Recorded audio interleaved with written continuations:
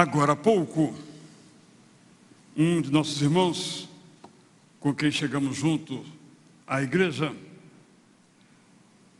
me falou de uma história muito triste, que tem muito a ver com o nosso tema nesses seminários de teologia, a vontade de Deus. Um irmão de uma outra igreja presbiteriana sentiu-se mal no culto, deixou lá sua família, veio em casa para melhorar e depois, com a intenção de voltar para pegar a sua família de volta, morando aqui muito perto de nós. 42 anos de idade. E não voltou para buscar a sua família, porque teve um infarto e morreu.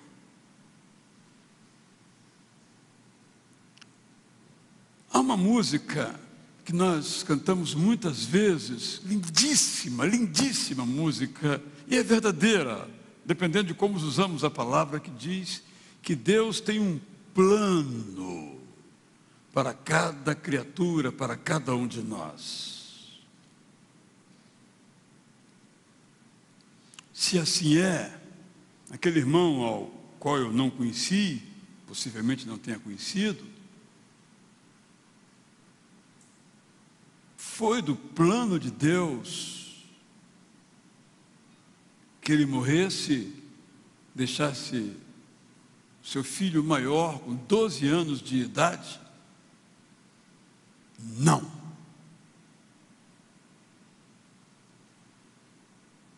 Só quero lembrar os irmãos que estamos construindo uma resposta sobre a vontade de Deus aos poucos. Na semana pretérita, eu li alguns textos, e hoje vou ler de novo um desses textos, um dos mais importantes, porque parece dar a entender que esse plano pré-estabelecido, eu sei que é uma redundância, mas vamos repeti-lo só para aclarar, que esse plano pré-estabelecido existe, isto é, que Deus tem um plano pré-estabelecido para nós. Não importa o que nós façamos, o que Ele pré-estabeleceu vai se estabelecer. Eu me refiro à história de José. Temos que entender, portanto, as palavras para compreender bem os seus significados, para que a nossa teologia não seja pagã, mas seja uma teologia bíblica. Começo lendo uma frase de um autor chamado Robert Solomon, que escreveu num de seus ensaios o seguinte: Deus está menos preocupado com nossas circunstâncias e mais interessado em nossas atitudes nas circunstâncias. Precisamos da graça sobrenatural de Deus para enfrentar as condições ruins com atitudes corretas. E são essas atitudes certas que afetam os corações e as vidas daqueles que nos rodeiam. Repito, que das crenças atemporais e universais, duas estão claramente presentes e se tornam concretas em torno de duas palavras: destino e mérito. Eu quero me ater então, nesse momento, à expressão destino. A ideia de que exista uma orientação, uma pré-determinação ou um destino que rege todas as coisas está presente nas religiões, menos no cristianismo bíblico, onde nós temos uma outra expressão, às vezes assim interpretada de modo fatalístico, que é vontade de Deus. No pensamento popular, a noção de destino é amplamente esposada. Todo mundo tem um dia certo para morrer. Chegou a sua hora. Aconteceu porque tinha que acontecer. Os gregos tinham a divindade Moira e outros subdeuses, digamos assim, que cuidavam dos destinos humanos. A Bíblia não fala de destino, fala de, às vezes, plano, propósito e, sobretudo, vontade de Deus. Estou repetindo o início da mensagem da semana passada. Vontade essa que é apresentada e que sabemos de cor, é um extraordinário verso e verdadeiro, que essa vontade é boa, perfeita e agradável. Daniel nos diz que ninguém pode deter Deus em sua vontade, que Ele faz executar. E encontramos várias orientações, nos afirmando que, por exemplo, é da vontade de Deus que nós nos salvemos todos, é da vontade de Deus que todos vivamos de modo santo, é da vontade de Deus que as promessas que Ele nos oferece, aquele que nós encontramos nos capítulos finais do livro de Gênesis, que dá conta, juntamente com outros capítulos, da história de José. Do ponto de vista literário, a mais linda história da Bíblia. José, nós sabemos, era um dos 12 filhos de Jacó. Mas ele estava entre os 2 prediletos, entre os outros 10. Isto é, na família havia já algumas predileções. E a predileção implica em rejeição. Quando preferimos algo, rejeitamos outra coisa. Estou sublinhando esse fato porque o contexto familiar de Jacó, que de certo modo repete o padrão familiar de Isaac, filhos preferidos, um filho preferido, que repete o padrão de Abraão, filho preferido, eu ousaria dizer que repete o padrão de Terá, ou Tera, que talvez tivesse predileção por Abraão, mas a Bíblia não diz isso, nós estamos só supondo nesse campo. Ou seja, a história acontece, a nossa história, a história da Bíblia, em contextos concretos, inclusive com os nossos erros, com os nossos pecados. José, então, junto com Benjamim,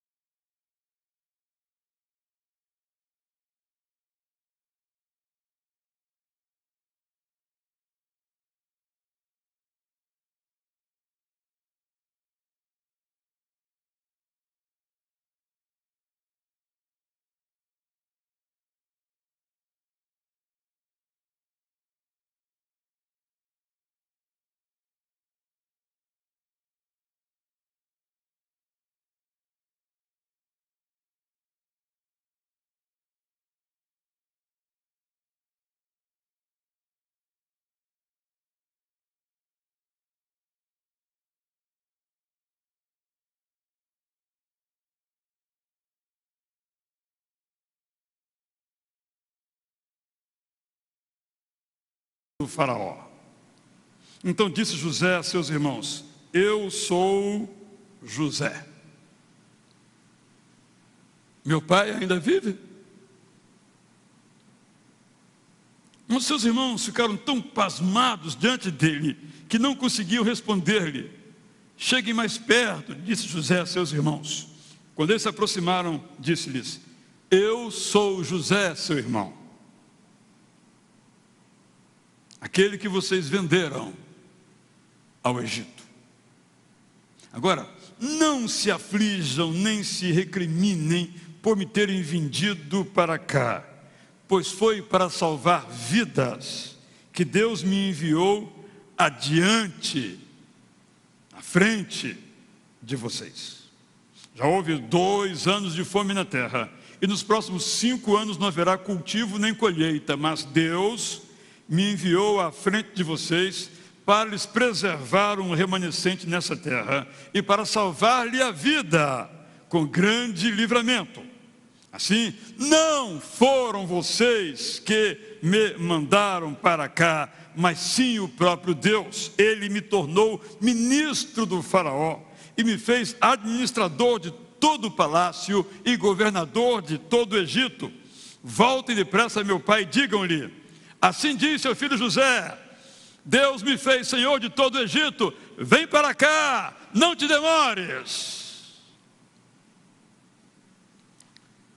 O paganismo interpreta uma história assim como a prova de que nossas vidas cumprem um destino inexorável.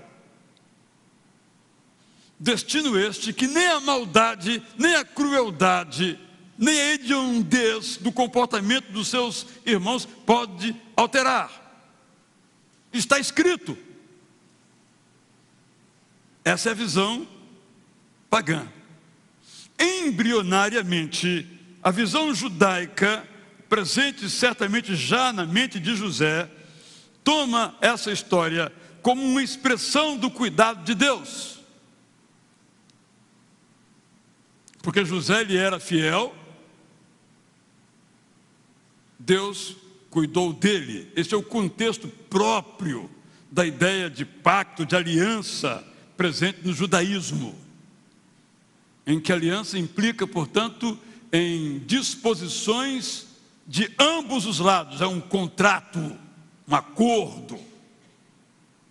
O cristianismo desenvolve essa ideia,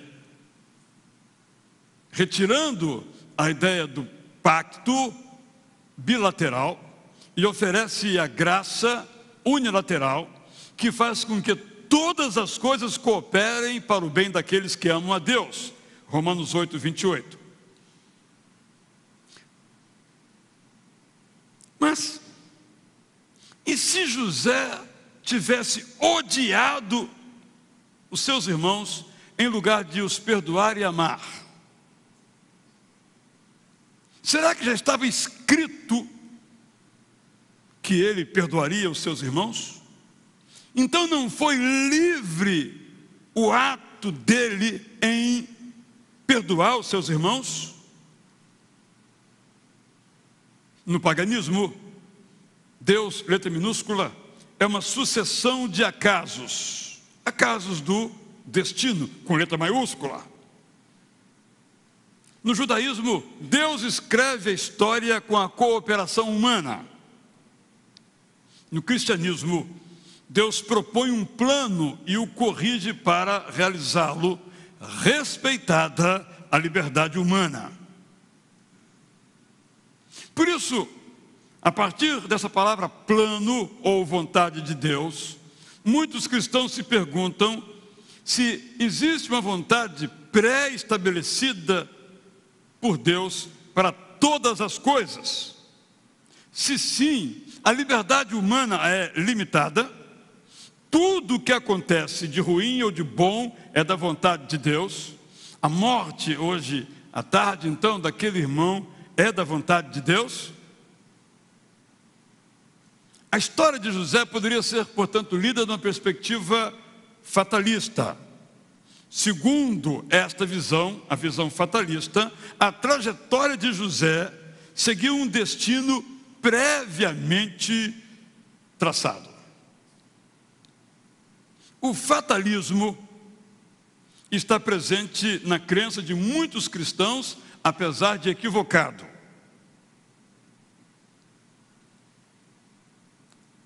Há duas razões, entre outras, para rechaçarmos o fatalismo, embora arraigado, tanto na cultura pagã em geral, como na cultura cristã.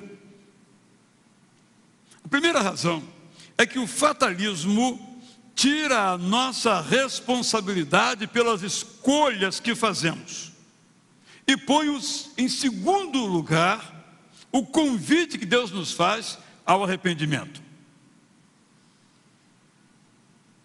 No capítulo 42, quando nós temos aquele primeiro diálogo de José e seus irmãos, nós temos ali uma clara indicação de que os seus irmãos se arrependeram do mal que fizeram ao seu irmão. Não tentaram fazer, fizeram. Claro que nós lemos a história e conhecemos o final. Quando conhecemos o final de uma história, a gente absolve todos os bandidos da história, mas eles continuam bandidos. Esse é um dado importante, porque a partir dessa compreensão dos irmãos, a história toma um outro vulto, embora seja meia linha no versículo. Porque nós erramos, somos livres para acertar e livres para errar. Não há como nós não errarmos, mas nós podemos nos arrepender. E quando nós colocamos então na perspectiva fatalista a explicação para as nossas ações, nós então tiramos de sobre os nossos ombros a nossa responsabilidade. E também colocamos em segundo plano o convite que Deus faz ao arrependimento. Mas ainda, o fatalismo deve ser rejeitado porque propõe que todos os eventos da vida fazem parte de um plano pré-estabelecido por Deus para nós. Então, nesse caso, uma doença faz parte do plano de Deus para nós.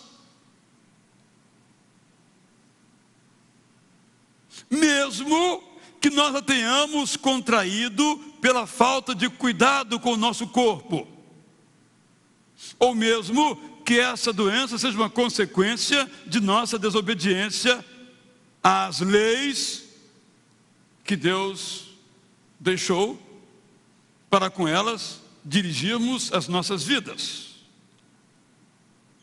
Imaginemos uma pessoa que tem um hábito deletério como vício do fumo e após algum tempo contrai uma terrível doença.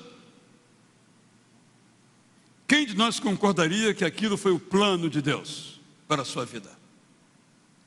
Pelo contrário, foi uma ação contrária ao plano de Deus.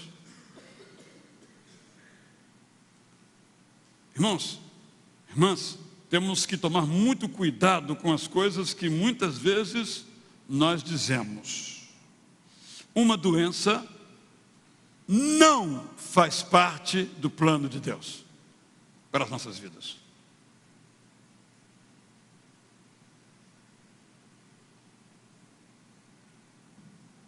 O que podemos experimentar na doença é a graça de Deus.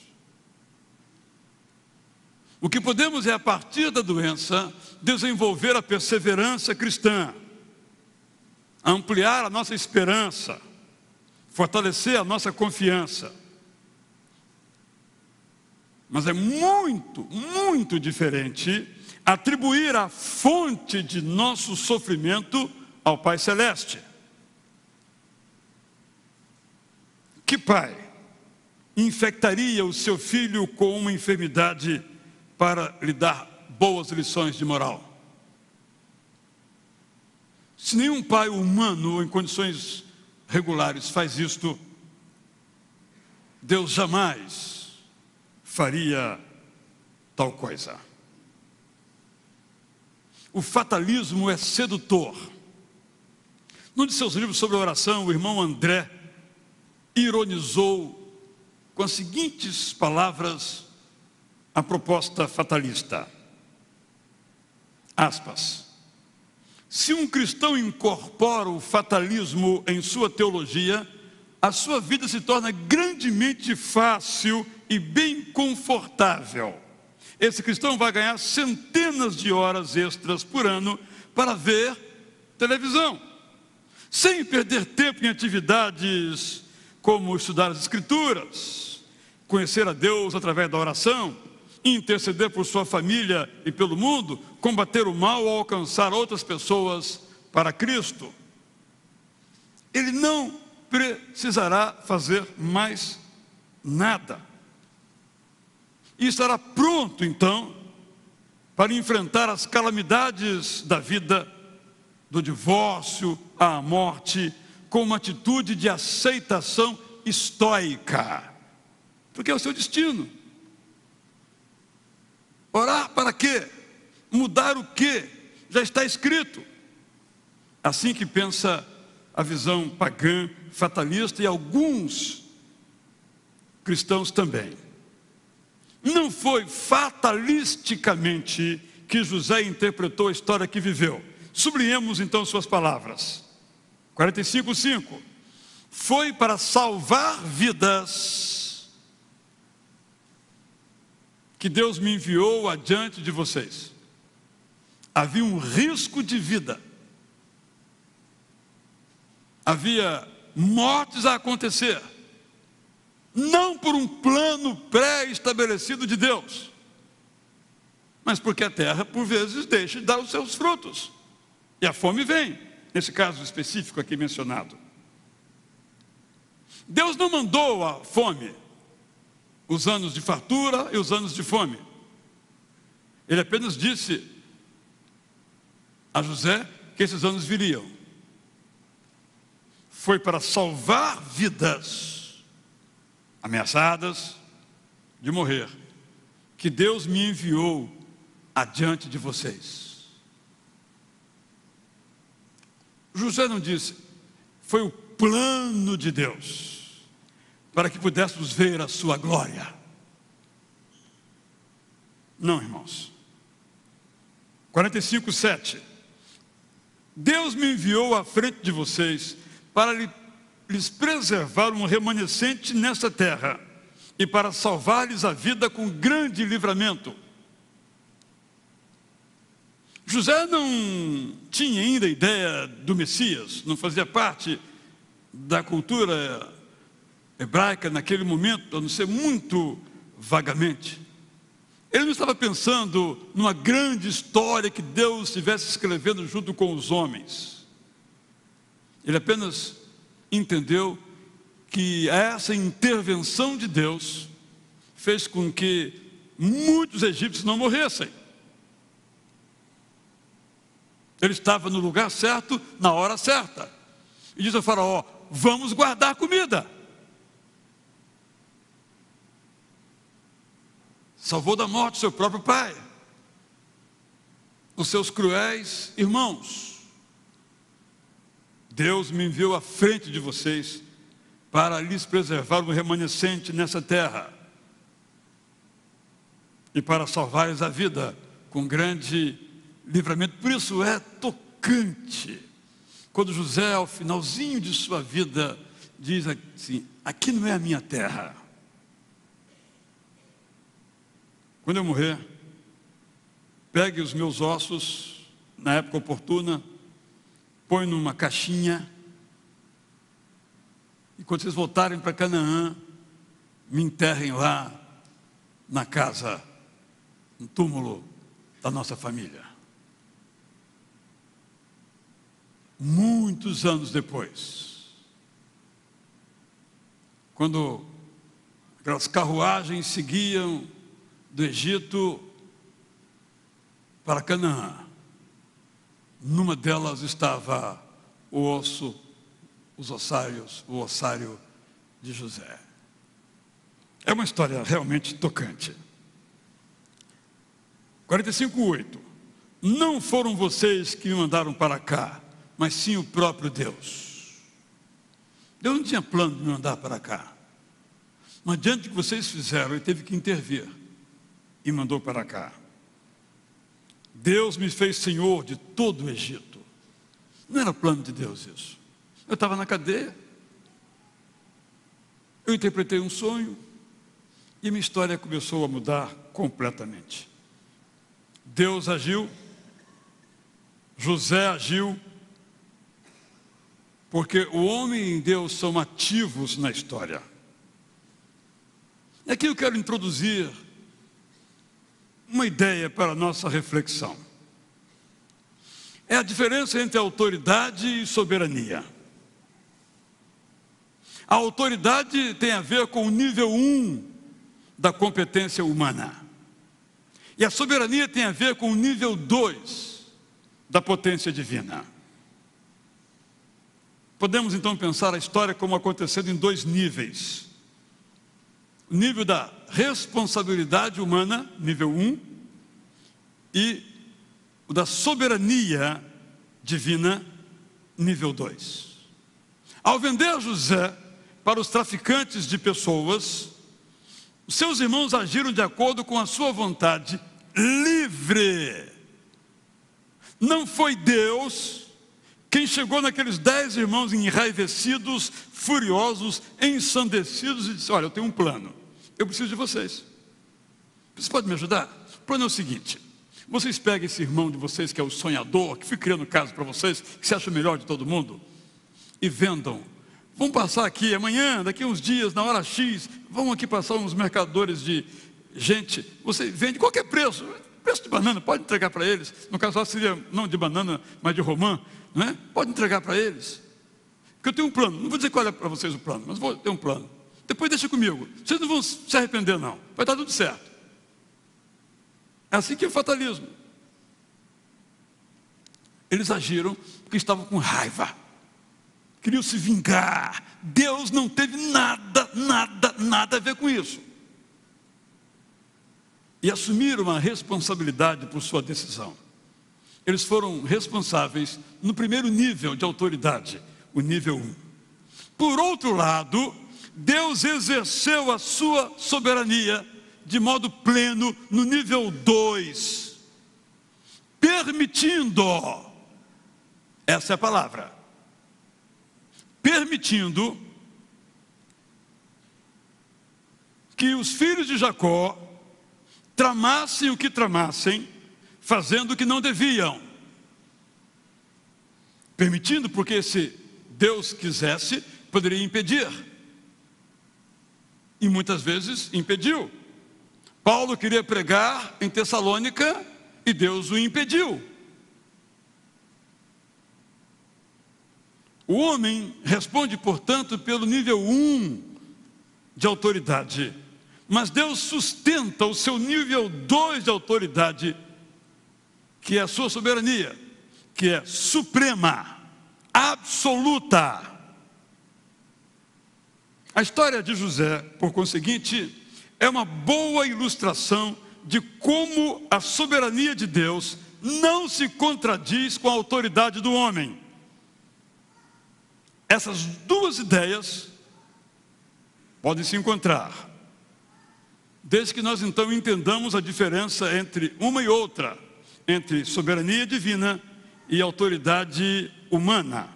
Porque a autoridade humana é limitada em seu poder, mas a soberania divina é ilimitada. Nesse sentido, e é nessa teologia que navega toda a reflexão do Antigo Testamento, Deus é o responsável final pelos eventos da nossa vida. Por causa de sua soberania, que é absoluta.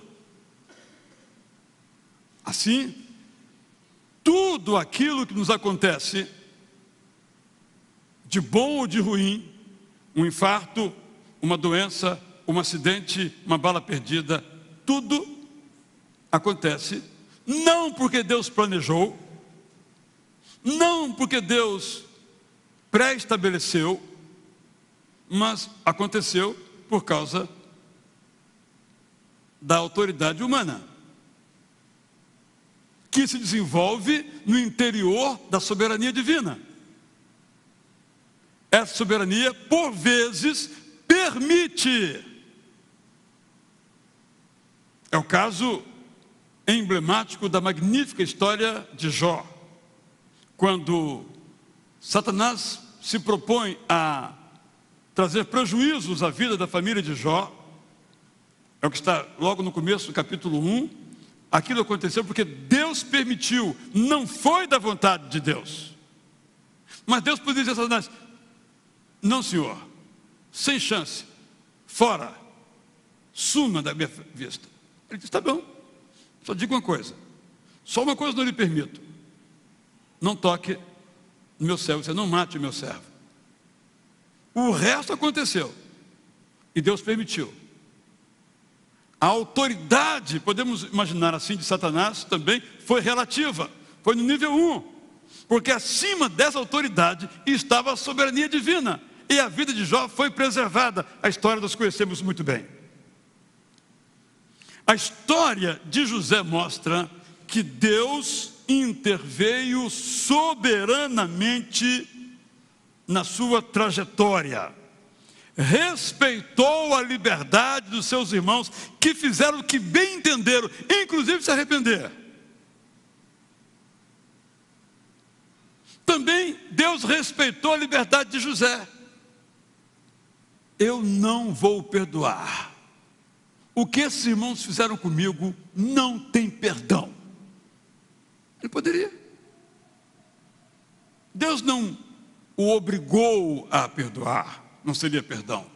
Não pré-estabeleceu que ele perdoaria, ele não seria livre. Mas ele fez isso. Era um homem também segundo o coração de Deus, que sempre nos perdoa.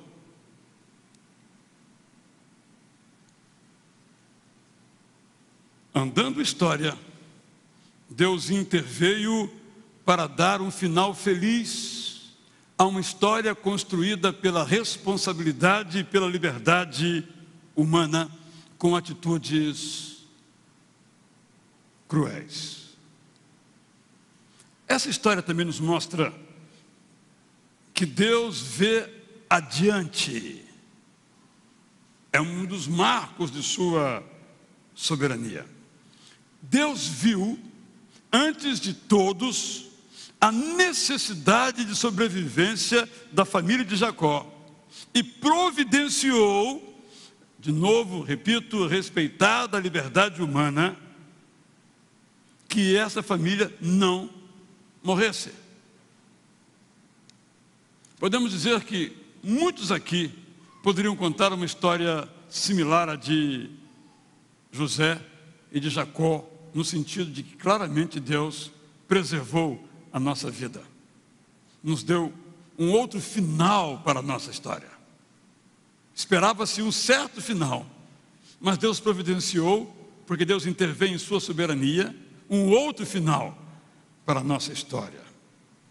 Hoje pela manhã ouvimos aqui o testemunho da Silvia Regina Ferreira, chamada de a bruxa da Cracolândia.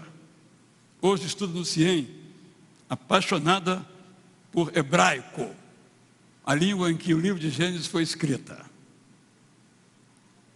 E quando ouvimos a sua história, ela dizia que o desejo dela era morrer. E ela ficou brava com Deus, porque todo mundo morria ao lado dela. Tomou uma overdose de um troço qualquer lá. Todo mundo ficou doidão. E alguns até morreram.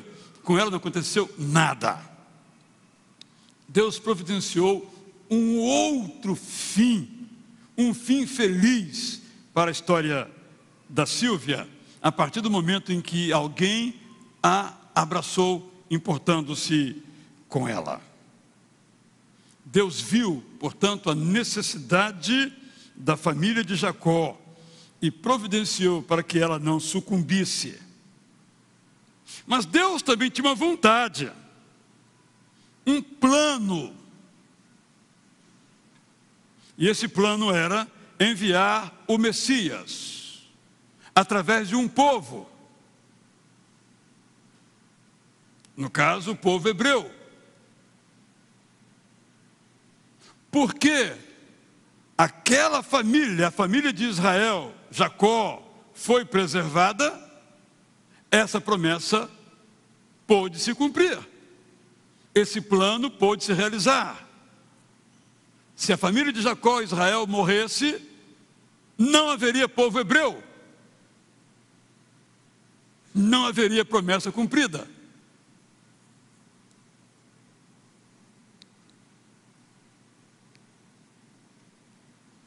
Para o cumprimento dessa promessa, era necessário que o ser humano participasse.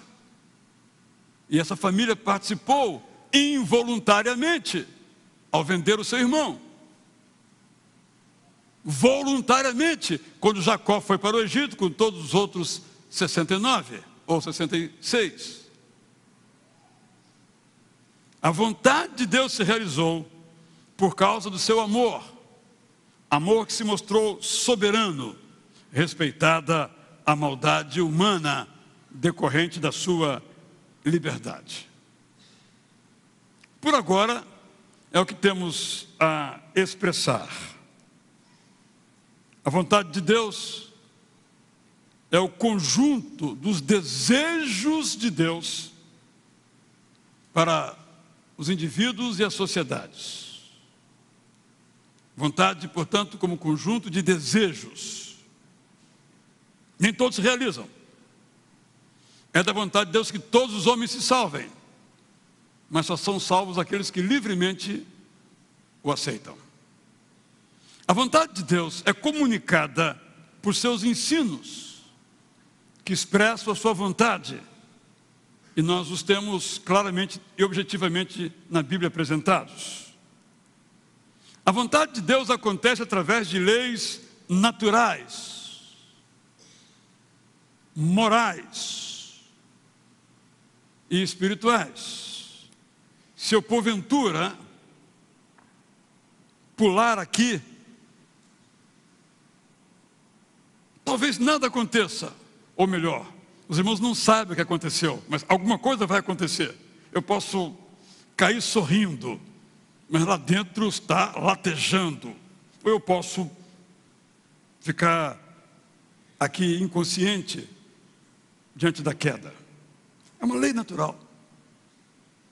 Eu não preciso saber o nome dessa lei. Eu não sei o nome da lei e nem vou experimentar se ela existe. Já sei que, embora não saiba o seu nome, ela funciona. A vontade de Deus se expressa através de leis naturais, que claramente percebemos, mas às vezes também leis morais, leis espirituais. Quarto, primeiro, a vontade de Deus é o conjunto dos ensinos dele para nós, desejos, perdão. Segundo, o conjunto de ensinos dele para nós. Terceiro, através das leis naturais, morais e espirituais. E quarto, a vontade de Deus se realiza em parceria com as pessoas, isto é, conosco. A parceria de José adveio de sua bondade, e a parceria de seus irmãos adveio da sua maldade.